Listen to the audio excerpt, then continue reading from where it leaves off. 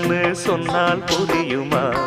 அது கொஞ்சி கொஞ்சி பேசுறது கண்ணில் தெரியுமா?